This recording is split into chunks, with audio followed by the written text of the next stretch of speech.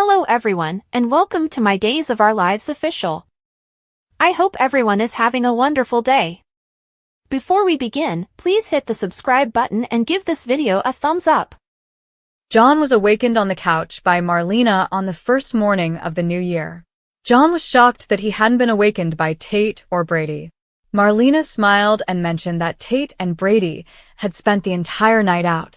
When John remarked, "They must have been having a whole lot of fun to stay out this late," he laughed. Tate had been looking forward to his date with Holly, Marlena observed. In Marlena's words, "To be young and in love, I am unable to comment on that. However, I will compare that love to the current type of love we have." "Any day," John remarked. After giving Marlena a kiss, John inquired about her New Year's goals. Marlena remarked, "You know I don't make resolutions." John shrugged and stated that he had just one solution. "I will never let a day pass without telling my lovely wife how much I cherish her." "I love you, Doc, my dear," John added. Marlena was told by John that she was the world's most remarkable woman. "I don't know if I deserve all that, but I do know that the years that I've spent with you and the life we've shared makes me think that I must have done something really right," remarked Marlena. John noticed that Timothy had sent him a Happy New Year SMS.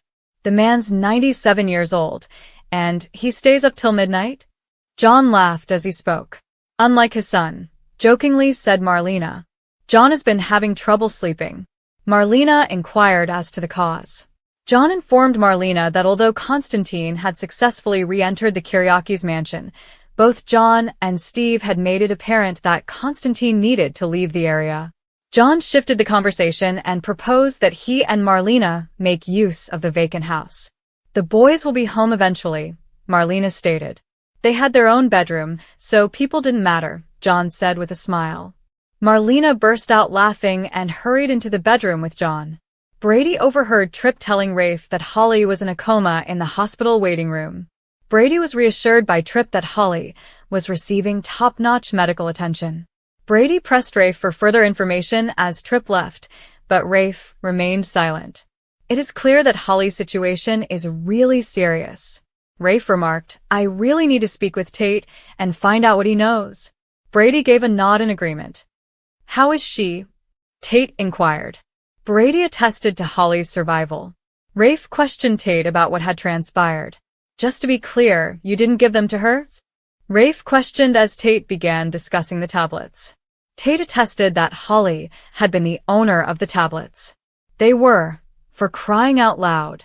EJ strode over and yelled, "My stepdaughter doesn't use drugs." EJ maintained that Tate was the rightful owner of the tablets. "Arrest him," said EJ. Rafe remarked, "Let's not be hasty." EJ contended that the on-scene officer had verified Tate's possession of the drugs. "Only because I was trying to protect her." Tate uttered those words. Tate clarified that he had not intended Holly's drug use to be known to the family. EJ grumbled that Tate was the reason Holly was battling for her life. Teresa exclaimed, "That is not fair." EJ contended that Tate had concealed his involvement with the drugs rather than dialing 911. "You're not getting it. I arrived just before the police arrived. Man, I freaked out. I apologize." "I apologize so much," Tate said. "It's not your fault," Brady told his son flatly. EJ didn't agree. "You are both drug addicts, Teresa and Brady, and of course you would raise your son to follow in your pathetic footsteps," remarked EJ. Brady charged toward EJ in a fit of rage, but Rafe stopped him. According to EJ, Nicole was grieving the loss of one child and was heartbroken about the prospect of losing another. EJ vowed to hold Tate accountable. "You may have murdered her. You are to blame for Holly's near-death coma. And you'll receive the appropriate punishment," EJ stated. Teresa was enraged and informed EJ that she and Brady had put a lot of effort into overcoming their drug habit. "A moral shortcoming is not addiction, it's a sickness," Teresa cried. EJ said, "I'd say it's both with the two of you." Teresa told EJ that Tate had sworn he would never use drugs after witnessing her and Brady battle their addiction. "Avoid encouraging it." Brady advised Teresa that it would only make matters worse.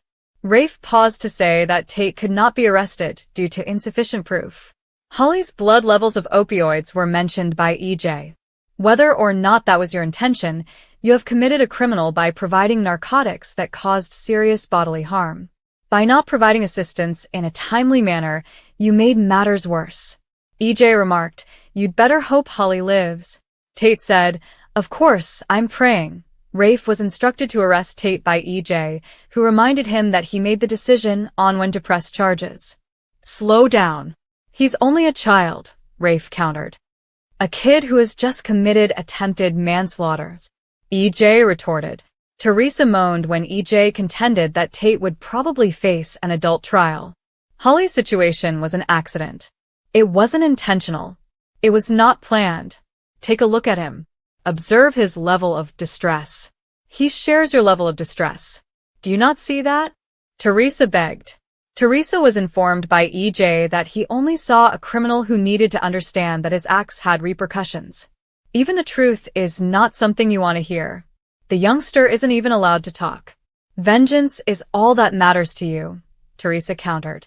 Rafe interrupted, saying he had to follow protocol and finish interviewing Tate. "All right. Go," EJ whispered. Brady wouldn't let Tate to speak without an attorney present. "I'm not hiding anything. I am being honest. I was shown the tablets during that gathering by Holly," Tate remarked. "She expressed a desire for us to get high together." Teresa said that the drugs were Holly's fault. "You shut the hell up," EJ roared. "Don't you talk to her that way." Brady responded with a shout. Rafe calmed them all down. "None of this is helping," Rafe noted. Tate was encouraged to go on by Rafe. "I told her that I don't do drugs," Tate stated. Rafe questioned Tate about if the offer had caught him off guard. With a shrug, Tate mentioned that Holly had previously offered him marijuana and that she had gotten wasted on Christmas Eve. "But I didn't know that she was taking anything else," Tate stated. "I can't believe you are buying this," EJ shouted. According to Tate, Holly had informed him that the tablets were ADHD medications that she had acquired from a schoolboy. "You're a liar," EJ declared. "I'll make sure you're an old man by the time you're released from prison." Brady shouted in frustration, "Stop. Tate is lying." Brady admitted that he was the owner of the drugs and that Rafe needed to take him into custody. "So, they were your drugs, Brady's?" Rafe questioned incredulously. According to Brady, Tate stole the narcotics from him. "So, you're claiming that you sold them to Holly?" Rafe inquired. "My son's innocence is all I know," Brady remarked. "You should let him go because he had nothing to do with this." EJ was questioned by Rafe if he wanted Brady arrested. EJ remarked, "You heard the man." When Tripp came back, EJ hurried to give him an update. "No change," said Tripp. Tripp asked EJ to go to the intensive care unit with Nicole and Holly. Rafe urged EJ to spend more time with his family. "I'll take Brady to the city center. I promise to investigate this further," Rafe remarked. "Your family needs you." Brady was approached by EJ, who remarked, "I'll be seeing both of you in court." EJ rushed to the intensive care unit.